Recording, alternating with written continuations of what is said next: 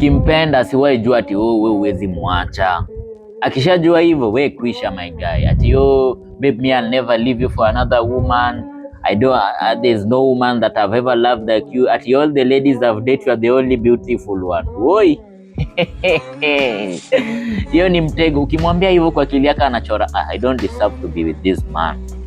That's why nawaambia always sifia ex wako. Msifie, mwambie ex wangu alikuwa pretty. Acha sikiange wivu akisikia jina ya ex wako. Acha sikie wivu. Hiyo ndio itaeka akurespect. Hiyo ndio itaeka akae na wewe for long. Lakini ukimwambia you're the only girl I love, you're the most beautiful girl I've ever been to, mimi siwezi achana na wewe. Mademu anataka chali anaweza muacha.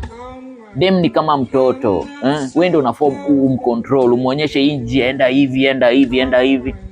Madem ni kama watoto, anataka chali mwenye anaweza muacha. Ndio inaleta hii attraction. Sawa sawa my guy.